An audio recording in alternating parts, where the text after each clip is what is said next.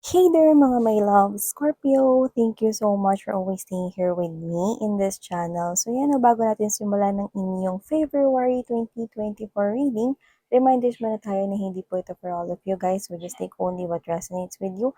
And of course, this is timeless as well, no? So if you happen to see this video kahit na 1 decade ago pa, kahit kailan pa, no, ibig sabihin yun pa lang ang time na meant to hear ninyo ang mga mensaheng nakapaloob doon, no? If you are drawn doon sa reading, okay? That might be your reading. So yeah, mga babes na tayong gender, bi, lalaki, LGBT cross-watchers, you're all welcome here. Of course, you can flip roles because this is general reading.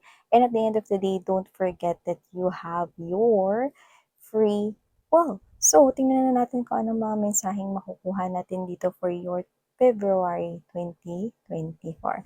So, thank you so much, Person Angel, guys. Archangel Michael, thank you so much.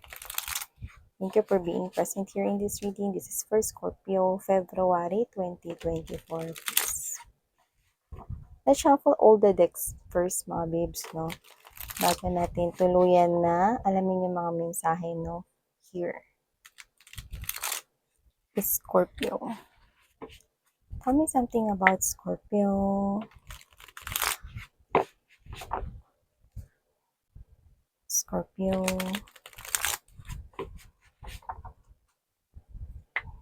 February 2025. Okay. Wow. Nakatch natin agad yung energy. So, let's shuffle this one too before we talk about more. Kung anong meron sa inyong February 2024. Spirits and angel guides, can you please show me messages for Scorpio, please? Scorpio, February 2024. Messages, please.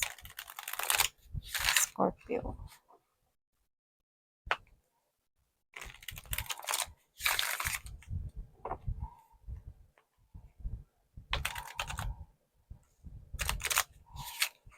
Tell me more.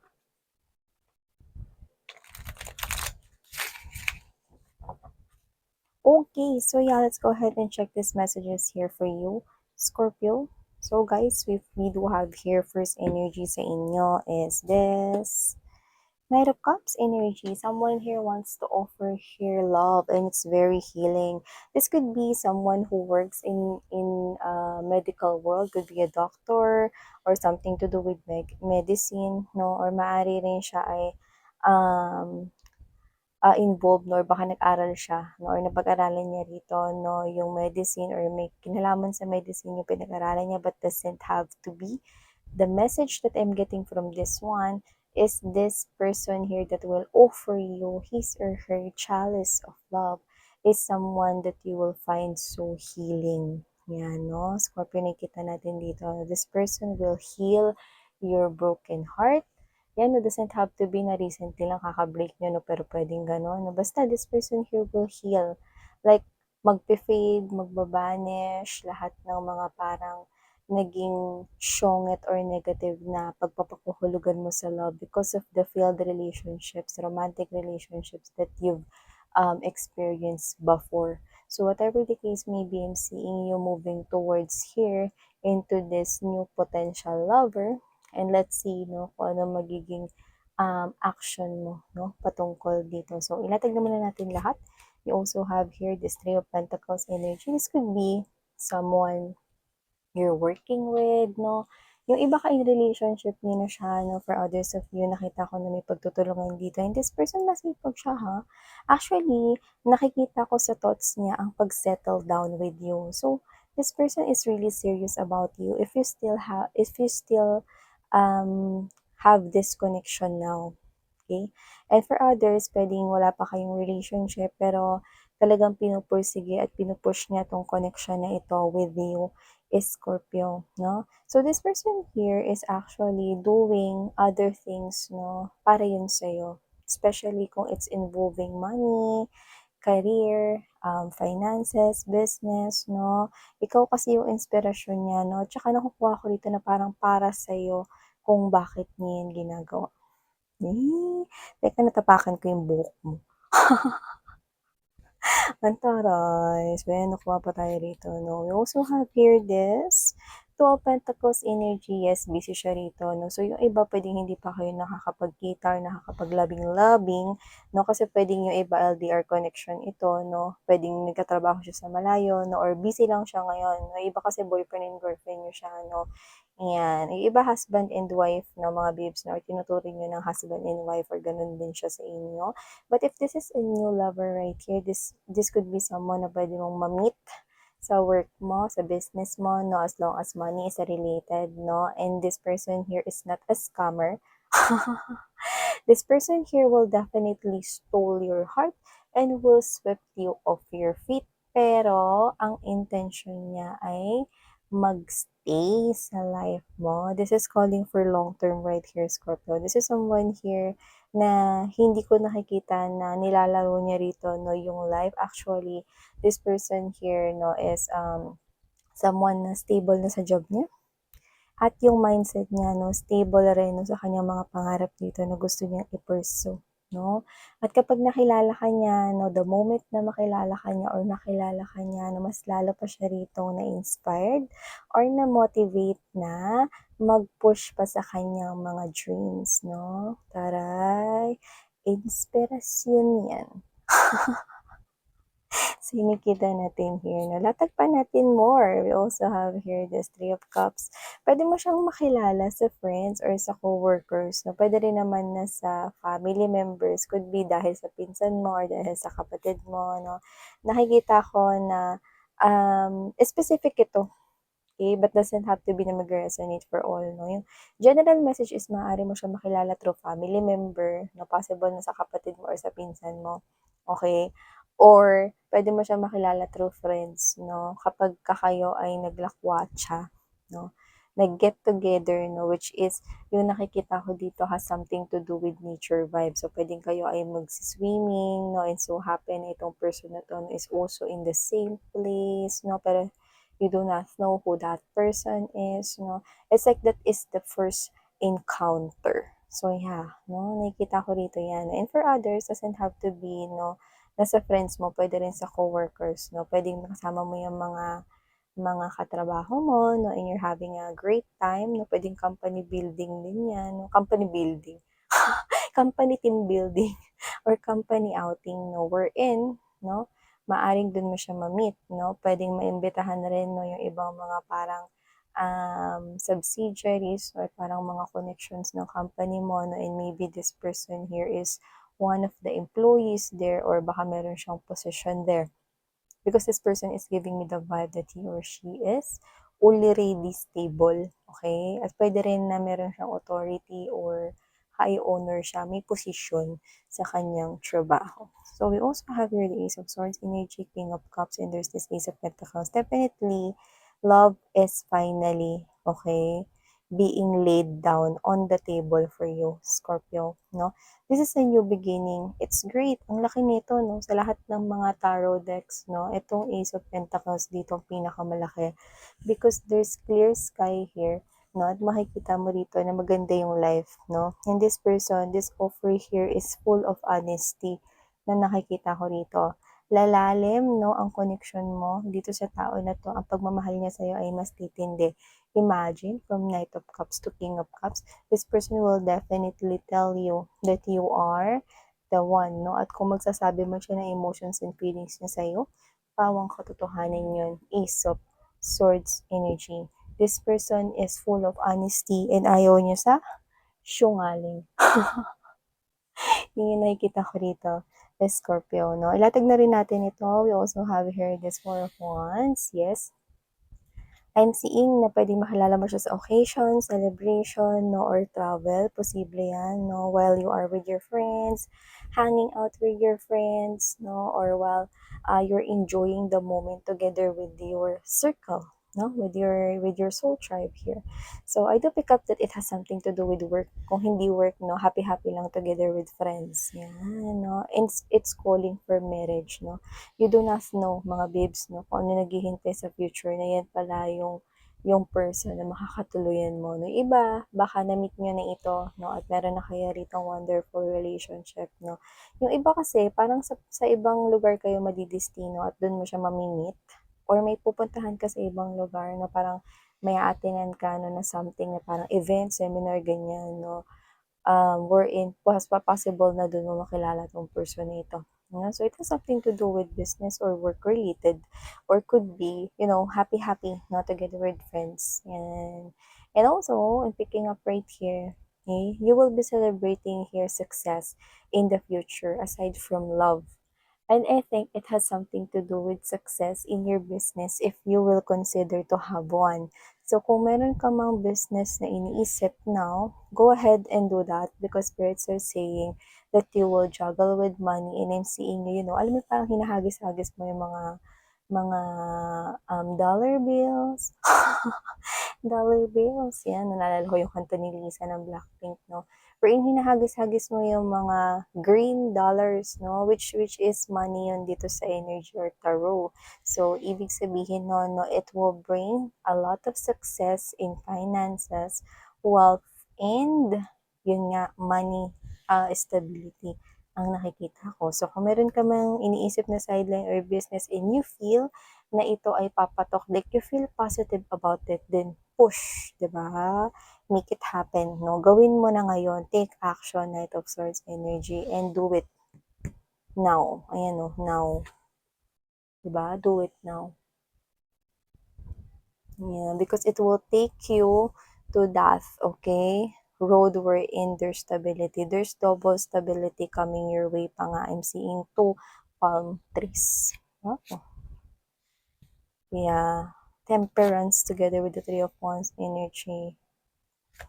There's something coming, no, na binubro or ini-experiment ni universe right here for you guys. See? A lot of prosperity in your finances. See? Look at that. Uupo ka na lang at hindi mo na kailangan problemahin ng pera, Scorpio. See? You will be stepping into this King of Pentacles energy where there's a lot of growth. Like, sarap na mabuhay, no? To the point na parang ngayon mo na mararanasan, no, na hindi mo na kailangan rito na magtipid. Hindi ko sinasabi na maging gastador kayo or maging magastos, no. Pero dito kasi, no, like literally, if you want to buy something here, like, wala lang, no, just to gift or treat yourself, no, kaya mo na yun gawin, no. Unlike sa mga previous mo rito na mga experiences sa money, like you're always on tight, lagi kang nasa-short, no, and then you cannot give more to yourself. But now you can take care of yourself more because money is coming towards your way. Wow, see, look at that. I'm seeing you enjoying your life, having a lot of greeneries right here, which is, yun na nga, yun, nakita mo yung parang hinahagis-hagis yung pera sa lapit, told ya guys, okay? You're manifesting here money. So money is coming towards you and you patiently waited for this type of opportunity and it's coming. Yeah, no? I'm seeing that's your truth, that's your gift, that's your present, no? Isa sa mga ini-experiment or binubro ni universe for your life, no? Isa sa mga plano nila for you. And we have here the King of Swords energy, Knight of Cups, Eight of Swords. So yeah, someone here wants to come to you. Yes, no? At yun na nga yun, hindi siya rito makalapit, no? Gusto niya nang i-reveal yung feelings and emotions niya rito for you guys, na pero nagdadalawang isip pa rin siya rito. Why? Kasi baka maapektuhan niya raw, no, kung ano yung nangyayari ngayon sa life mo. And why is that? Okay, bakit naman miss yan? Kasi siya yung minsan na parang nakaapekto rito sa life mo. So, ibig sabihin, itong tao na to na nag-cause ng trauma sa'yo in the past, Scorpio, no, kaya nadadalawang isip siya. Nakita ko nag-mature siya rito. Okay? So, there are two energies. Dalawang energy na naramdaman ko sa magkaiba, no? Although you've got the Knight of Cups there, that Knight of Cups, no, is someone here na nakikita ko, no, na makakasama mo at may potential high chance na talagang makasama mo long lasting and long term. This another Knight of Cups is another energy. Iba yung na-sense ko. This is not that energy, no?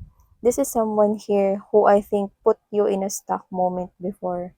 Gusto niyang i-speak out rito yung truth, no? Gusto niya rito magbang babes na sabihin sa inyo, no? Actually, mag-sorry, gusto niya mag-send ng mga messages sa inyo, and I do pick up, no, gabi niya yung binabalak, no. This could be someone, na maaaring naging pamilya kayo, no, or may binuo kayong pamilya before, could be someone, no, na kinasal kayo before, okay, or nag-separate na kayo ngayon, like meron kayong history dalawa, okay. This person here is actually thinking to tell you the truth, no, na gusto niya na ngayon na maging serious about this connection here with you, pero nahihiya siya, no, may back and forth tayo rito na paghakbang ng kanyang mga paa, kung saan hindi niya mawarian kung siya ba ay makikipag-communicate sa'yo o hindi, kasi ayaw niya maapektuhan, no, yung success or yung pagbabago or growth na nangyayari ngayon sa buhay mo, no, kasi alam niya kung paano ka naging broke. See, this person here knows, no, na masaya ka na ngayon na wala siya, kung sino man yan,